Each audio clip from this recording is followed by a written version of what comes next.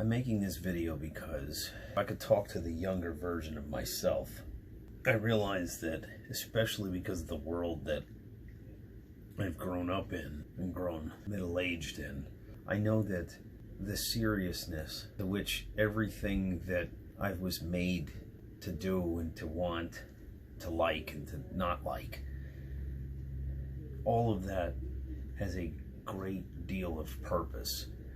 And when you're young, prior to becoming 18, you're really pushed like with a greater ferocity now that you need to figure out what you want to do. And I have been blessed getting some advice from very strong men in my life that have told me that it's much more important.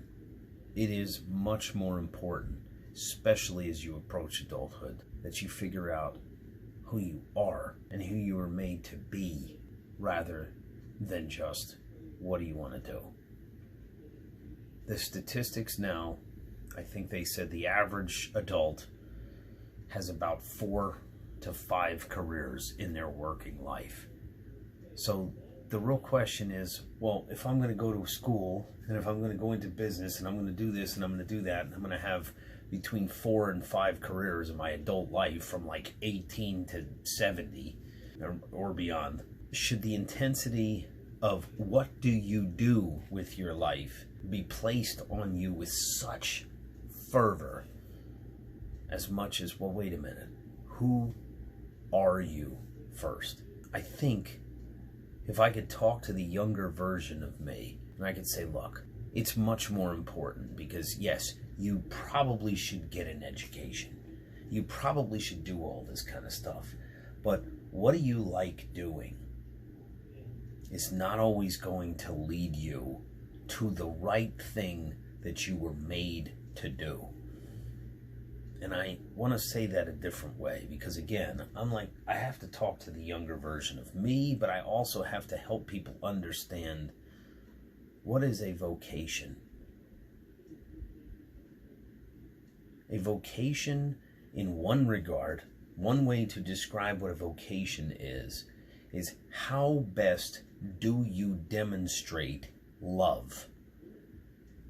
For somebody that understands their faith, they know that God is not just a loving Father, that God is love. God is mercy. Well, how best do you show and exhibit in your life how you love? Now, I know most young men would be like, well, I do that for my girlfriend, and I do that because I've always liked this and that and whatever. The real question is, do you understand what love is? I was also extremely blessed that I went to a Catholic school and I was taught prayers and scripture, and I was tested to memorize that. And I still remember in the month of February when I was in like 7th grade, we got a pink paper that had like the memorare on it. And there were all these different prayers we had to memorize, but they also put in 1 Corinthians 13. And I don't think I've ever completely memorized the whole thing, but I know that that gives you a good primer. And on my other channel a long time ago, I read from it, and I think I even talked about this. But the real trick is how best, if you were to put your name and say, Andy is patient, Andy is kind, add the sentence, or the sentence frame, Andy is most patient when, Andy is most kind when, Andy is least jealous when. You have to start asking yourself, who am I? Not just what do I do? Because I'm going to tell you something. Well, what do I like to do? I used to like to play video games. I used to not really like to be told what to do. I used to really not like this. But boy, was I lonely. And what made me feel less lonely was to be around other individuals. Not just women, I really enjoyed to be in conversation with close friends. And what I realized later on, because I had a family member that seemed to think that fraternity meant that you pledge to a bunch of stupid guys that don't really care about you and only really care about themselves, when the essence of the real word fraternity is nothing more than an actual brotherhood that's like, you know what? You are my brother. I met one really awesome guy, and he just called me, and I was in the middle of just reading. I'm reading the Chronicles of Narnia. I probably just showed off my bum. I'm reading the complete Chronicles of Narnia. This is awesome that they put all these together. But anyway, he just happened to call. I was like, all right, I'm going to take it Sunday. I'm going to take some time and just chill. And he called me, and he was just like, I got like a 2-hour car ride. And the first thing I did was apologize. And I said, you know what? I know that's why a lot of my friends can't talk to me, because that's what it's like to talk to me. And I'm sorry for that. And he's like, no, man. He says, I just wanted to make sure that I gave you the attention that I needed, because I always miss talking to you. And what I miss a lot of times is being able to be me. So what do I do with that? Well, I think it's not about me. I'm only using me as an example, but if I'm talking to the younger version of me, I'm like, look, if these are the things that you feel most like, this is when you're being your best version of yourself. Because you already, by the time you get to age 7, you know what's right. And regardless of what this crazy world is telling you, and they're trying to convince you of all the wrong things that are, they just say, no, they're right. There's nothing wrong with them. You can't do those things and truly be at peace.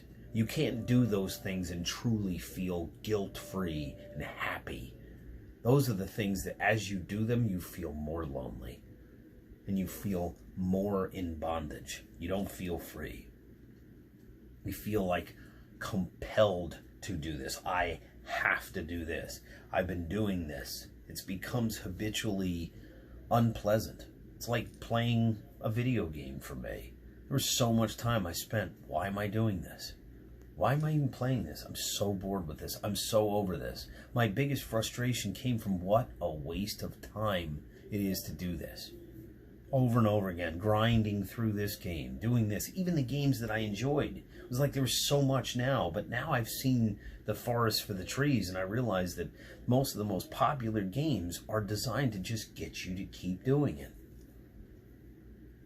So many of us get bored because we're not really being what we want. We get more enjoyment off the group of friends that we're talking to, but what are we talking about?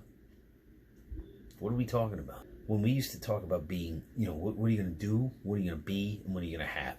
Well, what are you going to have? That's probably some of the most immature conversations that you'll have with most of your guy friends.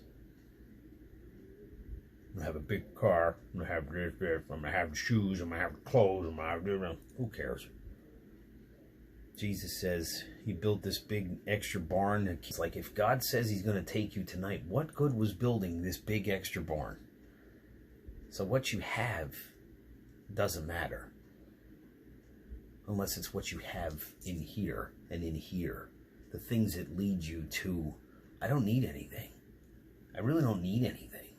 I like to acquire more knowledge. Like, this is a great book. This is a nice little easy read, one day at a time type deal. I'm reading another Fulton Sheen meditation. It's like this much reading per day. I want to have knowledge that doesn't pass away. But vocations, your primary vocation is to be holy. We all have that primary vocation regardless of where we end up. To be virtuous.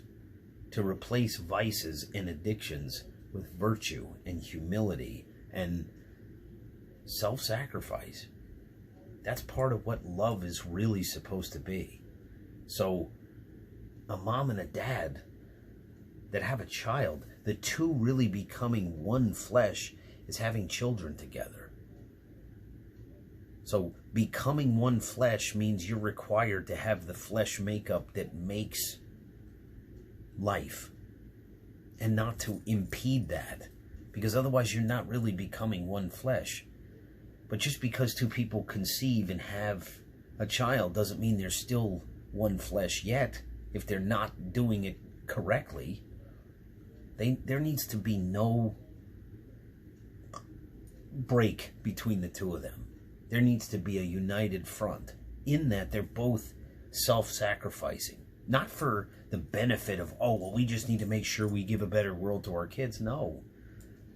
You sacrifice to each other so that you can form good Catholics, good Christians, good moral human beings that worship God and that understand where they all came from, and so that they sacrifice as well. If all they do is acquire things and say, well, I need to do this, and you need to do that, and we need to do this. Martha was right. Jesus wasn't condemning Martha for doing stuff. But basically, what he was saying was, Mary has it right. Just sit here and be with me. So what is your vocation? Whether it is marriage, consecrated life, single life, priesthood, sisterhood, whatever you were made to be, you already are, and you've been that your whole life. But you have to cut out the voices that you're hearing, because vocation comes from vocare, meaning hear the voice. You can't hear God's voice if you're too busy listening to all the other voices out there. You have to create some kind of distance. Find a quiet time to just sit and be like, you know what? I'm hearing all of this noise. The world is full of noise. You can't even watch YouTube without it being bombarded with ads. Now, right now, you're going to hear political ads for the next 7 months. But it's also mixed in with, you got to have this car, you got to get these meds, you got to do this, you got to eat this food, you got to do this stuff. You got to, and so many of the YouTubers are asking for something. They want you to do something. But if you can find that time to cut out all those extra voices, you will find that still quiet voice. And it's not always audible words, but it will fill you with a sense of, this is the way I've always been. And that doesn't mean you do it right every time. You don't always pick the right thing. You almost have to, I mean, it's in a great book, which I don't have close enough to me. It's right over there. But that's the book, just for that particular vocation. It helps you to realize you need to stack those vocations in like the first level of the pyramid. And think about each one of them individually and give each one equal merit. Because it's God that creates these blocks. God creates the base. And the base 1 would be priesthood. The base 2 would be brotherhood. Base 3 would be consecrated single life. Base 4 would be marriage.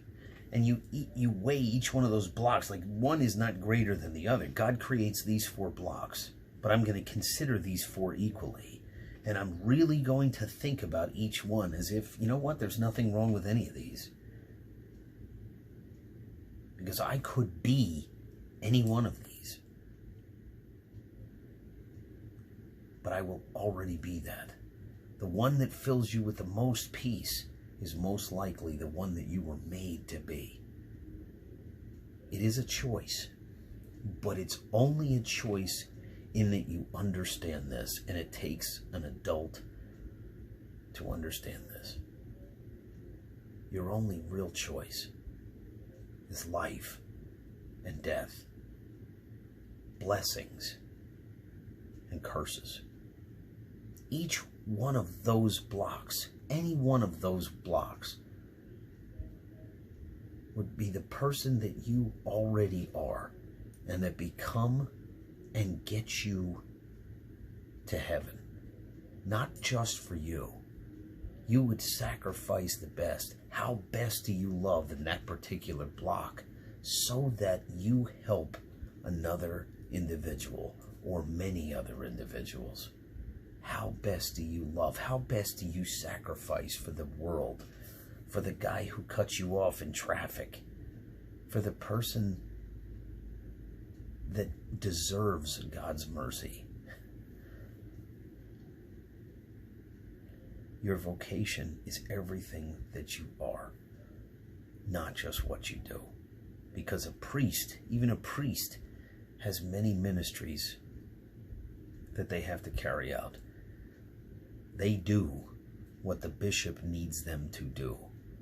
He uses the charisms that they have to do what the church needs done. But it does not change who they already are.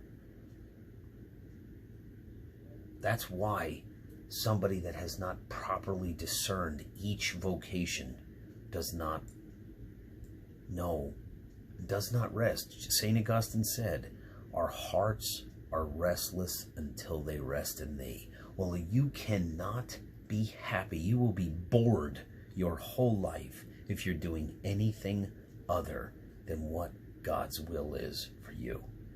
And God's will sounds so nebulous, and when you're 18, you got people screaming at you all the time. But God's not like that. Again, it's the thing that you choose that gives you such peace. Doesn't make you anxious.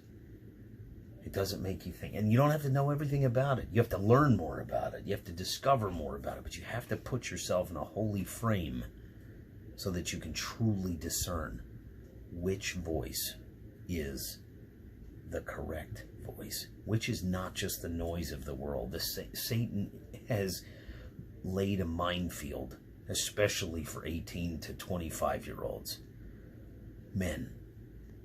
He wants 18 to 25-year-old men bad. He obviously wants women too, because he wants to corrupt the youth. And he wants to corrupt the ability to create more life. But boy, does he want men. And you can hear it in this world. He is after the man. But if you can allow yourself to just, I need a buffer. I need to contemplate, what does this really mean? What does this whole thing mean? I'm going to take my own personal little retreat. But I'm going to be consistent. I'm going to do what men do what adults do. You will start to hear, and you will start to experience it. Your feelings will not always lead you, because we're always in want. You always want this. I'm hungry. I want this. It's not just your feeling. Like the peace is, in a lot of ways, it's almost an absence of like, like wanting. This just makes so much sense. So anyway, that's an awful lot of chatter.